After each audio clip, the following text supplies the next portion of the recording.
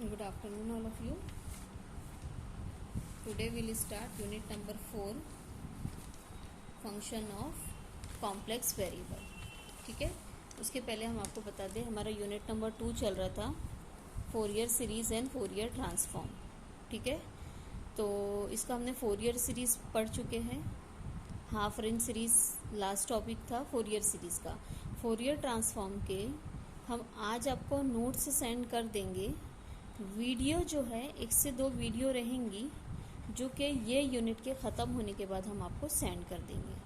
ठीक है, तो आपको ये चीज़ ध्यान में रखना है कि यूनिट नंबर 2 का फोरियर ट्रांसफॉर्म वाले टॉपिक का नोट्स हम सिर्फ सेंड कर रहे हैं. वीडियो जो रहे वो इस यूनिट के ख़त्म होने के बाद हम सेंड कर देंगे आप लोगों को. ठीक है, तो चलिए अभी हम लोग स्टार्ट करते हैं unit number 2, function of complex variable. ठीक है, तो सबसे पहले हम लोग देखेंगे कॉम्प्लेक्स वेरिएबल क्या होता है. ठीक है, सो कॉम्प्लेक्स वेरिएबल की डेफिनेशन ऐसी है बेटा कि if we have the expression like x plus i times y, जिसमें x plus i times y में ये x और y जो है it is a real variable. ठीक है, x plus i times y जो एक्सप्रेशन है इसमें x एंड y जो है रियल एंड इमेजिनरी पार्ट जिसको बोलते हैं. If it is a real variable then it is called as a complex variable. Complex variable की डेफिनेशन एक बार लास्ट टाइम मैं रिपीट करी हूँ. If you have the expression x plus i times y in which x and y are real variable then it is called as a complex variable. इस complex variable को हम z से denote करने वाले हैं. In this chapter will denote और z से denote किया जाता है. ठीक है, now will C function of complex variable.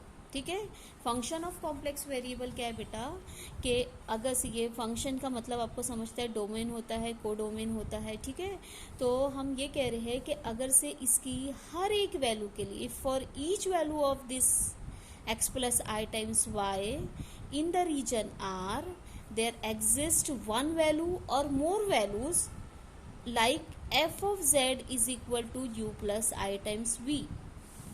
If for each value of this x plus I times y in the region R there exists one or more value of f of z is equal to u plus I times v, then it is called as a function of complex variable.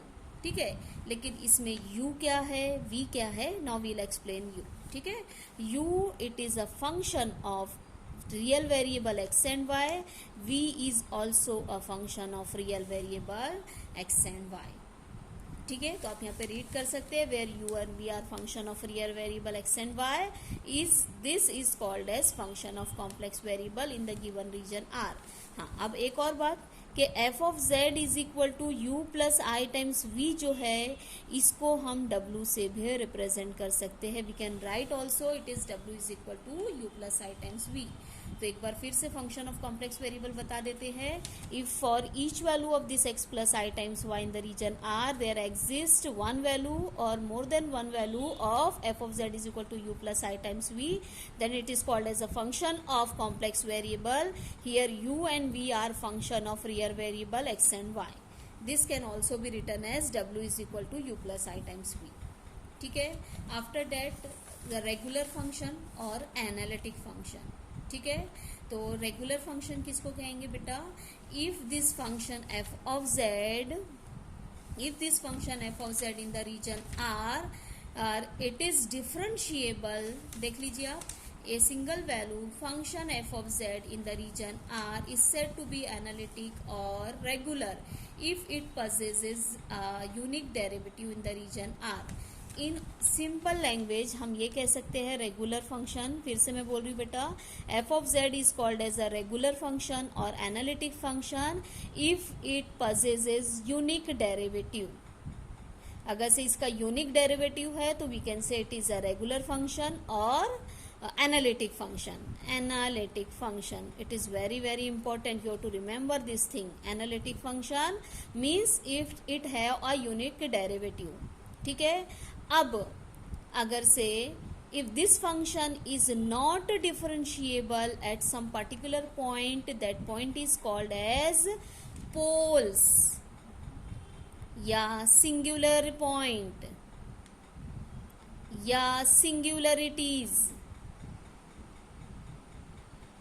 ठीक है, ये इसके definition नीचे है। The point at which the function is not differentiable is called as singular point, singularities and pole of the function. तो पहले हमने complex variable के डेफिनेशन देखे। कॉम्प्लेक्स वेरिएबल के डेफिनेशन क्या है? z is equal to x plus i times y in which x and y are real variable. उसके बाद देखे फंक्शन ऑफ कॉम्प्लेक्स वेरिएबल की डेफिनेशन। तो if for each value of this in the region R we have f of z is equal to one or more value of the function f of z is equal to u plus I times v, then it is called as a function of real variable. उसके बाद analytic function, if this function have a unique derivative then it is called as analytic function और regular function। और उसके बाद हमने definition देखे है poles, singular point और singularities की। if it is some point, the point at which this function is not differentiable is called as pole या singular point या singularities। ठीक है, now we'll see the Cauchy-Riemann condition या Cauchy-Riemann equation।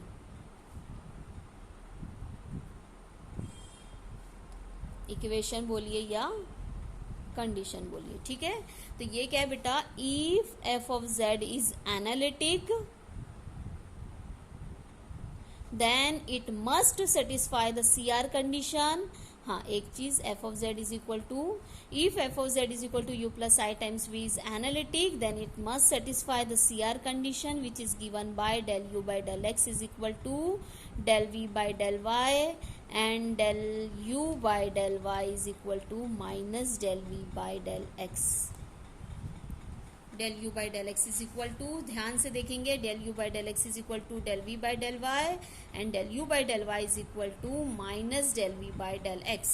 ठीक है, ये देखिए, if f of z is equal to u plus i times v is analytic then it must satisfy the C R condition and it is given by del u by del x is equal to del v by del y. और दूसरी equation है del u by del y is equal to minus del v by del x. यहाँ पे ये लिखा हुआ है del u by del x, del u by del y, del v by del x, del v by del x. ये exist होना चाहिए obviously, अगर से ये एग्जिस्ट, इसका एग्जिस्टेंस ही नहीं है तो we can't write this equation. ठीक है, now will see harmonic function. ठीक है, इसके बाद हम डेफिनेशन देखने वाले हैं हार्मोनिक फंक्शन की। हार्मोनिक फंक्शन की डेफिनेशन है बेटा, a function f is called a harmonic function if it satisfy the Laplacian equation and it is like this del 2f अपॉन del x square plus del 2f अपॉन del y square is equal to 0।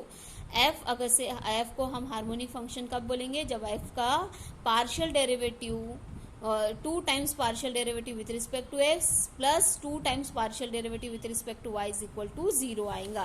मैं एक बार और लिख के बता देती हूँ, del 2f अपॉन del x square plus del 2f अपॉन del y square is equal to 0, then the function is harmonic function. ठीक है, अब एक चीज है बेटा कि if f of z is equal to u plus i times v it is analytic function then it is also a harmonic function. sorry, f of z is equal to u plus I times v, if it is analytic function then u and v are harmonic function। Harmonic function है, इसका मतलब है del 2u अपॉन del x square plus del 2u अपॉन del y square equal to 0 रहेगा, del 2v अपॉन del x square plus del 2v अपॉन del y square equal to 0 रहेगा। ठीक है, if f of z is equal to u plus i times v harmonic analytic रहते हैं then u and v are also harmonic function. ठीक है, इसका मतलब ये सेटिस्फाई करेंगे। ठीक है, तो अभी आज हमने सबसे पहले देखे कॉम्प्लेक्स वेरिएबल, उसके बाद फंक्शन ऑफ कॉम्प्लेक्स वेरिएबल की डेफिनेशन, उसके बाद एनालिटिक फंक्शन किसको बोलेंगे? इफ इट इज डिफरेंशिएबल और if it possesses a unique derivative. उसके बाद हमने देखे the point at which the function is not differentiable is called as pole, singular point and singularities. उसके बाद हमने देखे कॉची-रीमान कंडीशन। तो सबसे पहले कॉची-रीमान के पहले मैं आपको हार्मोनिक फंक्शन की डेफिनेशन बता देती हूँ। F is called a harmonic function if del 2f अपॉन del x square plus del 2f अपॉन del y square equal to 0 होता है।